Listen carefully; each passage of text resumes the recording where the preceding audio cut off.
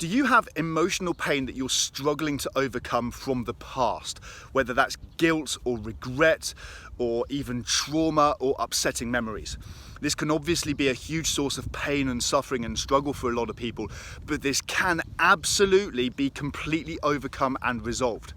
However, the very first step in this process can often be confronting and even triggering for a lot of people. Now, this very first step is not always relevant for everybody, but if it is relevant for you, it's vital that you have the courage and the honesty to acknowledge it, to recognize it, so that you can move to that place of emotional freedom that comes on the other side. Because this is not about blame or finger pointing or make wrong. This is about self-awareness that leads to emotional freedom. So that very first step is, you need to make a 100% categorical commitment to overcome these emotional struggles for good, whatever it takes. Now, why wouldn't you be committed? Well, some of us can unconsciously, not consciously, not doing it on purpose, but can unconsciously become rewarded for holding on to our emotional pain. So as one example of this, when you're in emotional pain, people treat you differently. And that's obviously coming from a place of love.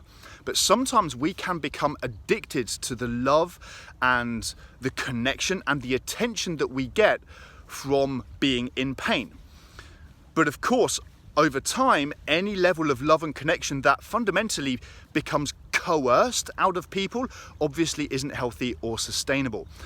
As another example, sometimes when you're in emotional pain, people tread on eggshells around you because they don't want to upset you, they don't want to rock the boat.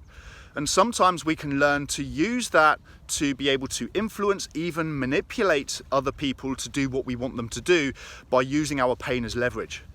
As another example, sometimes we can fundamentally get to feel significant by holding on to a significant problem.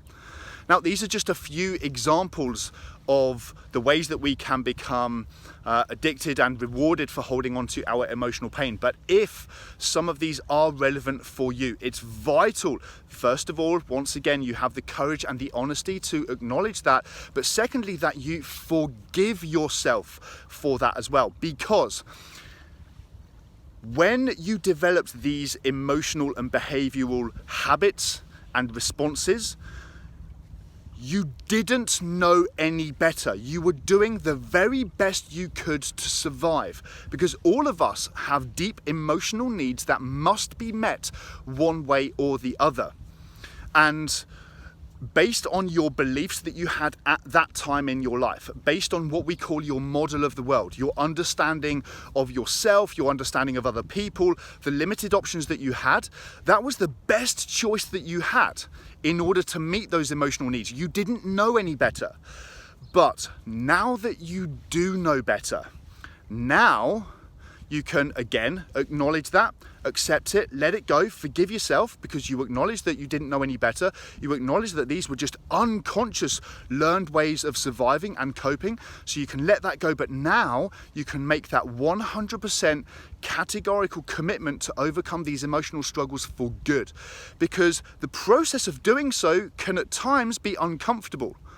And it requires that level of commitment to follow through, to see it through to the end, so that you can finally experience the emotional freedom that you deserve.